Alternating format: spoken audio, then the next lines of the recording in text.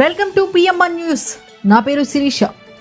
విలువైన భూమి కబ్జా చోద్యం చూస్తున్న అధికార యంత్రాంగం. అల్లూరి విగ్రహం వద్ద ఐడిబిఐ బ్యాంక్ సమీపంలో కోట్లాది రూపాయలతో నర్సీపట్నం ప్రాంతాన్ని స్పీకర్ అయ్యన్నపాత్రుడు అభివృద్ధి పరుగులు పెట్టిస్తుంటే చోటామోటా చిల్లర నాయకులు నియోజకవర్గానికి చెడ్డ పేరు తీసుకొస్తూ విలువైన ప్రభుత్వ భూములను కబ్జాకు పాల్పడుతున్నారు.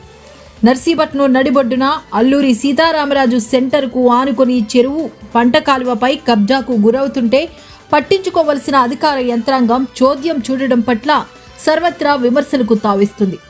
ప్రధాన రహదారి పక్కనే దర్జాగా ఆక్రమించుకుని షాపు నిర్మాణం చేపడుతుంటే అధికారులు మౌనం దేనికి నిదర్శనమని పలువురు ప్రశ్నిస్తున్నారు.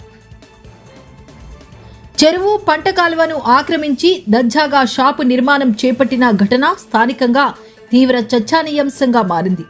స్థానికుల సమాచారం ప్రకారం గతంలో ఇదే ప్రాంతంలో 123 టీవీ వరహాలు పిల్లర్లు ఏర్పాటు చేయడానికి ప్రయత్నించగా ఇరిగేషన్ శాఖ అధికారులు వెంటనే తొలగించారు. అయితే అదే స్థలంలో ఇప్పుడు భారీగా నిర్మాణం చేపట్టి షాపు నిర్మించి హోటల్ నిర్వహిస్తున్న సంబంధిత శాఖ అధికారులు ఎలాంటి చర్యలు తీసుకోకపోవడం అనేక అనుమానాలకు తావిస్తుంది.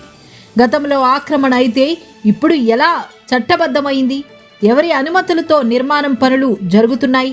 ఈ ఆక్రమణపై ఇరిగేషన్, రెవెన్యూ, మున్సిపల్ అధికారులు ఎందుకు మౌనం వహిస్తున్నారని ప్రజలు ఆక్రోశం వెళ్లబుచ్చుకుంటున్నారు.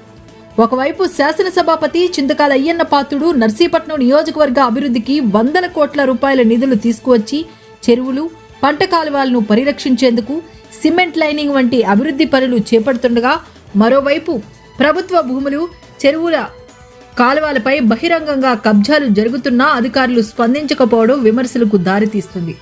వెంటనే ఈ నిర్మాణంపై విచారణ జరిపి అక్రమమని తేలితే నిర్మాణాన్ని తొలగించి బాధ్యులపై కఠిన చర్యలు తీసుకోవాలని ప్రజలు డిమాండ్ చేస్తున్నారు. ఈ కబ్జాపై అధికారులు చర్యలు తీసుకుంటారా లేక చూస్తూ ఊరుకుంటారా అనే ప్రశ్నకు సమాధానం కోసం ప్రజలు ఎదురు చూస్తున్నారు.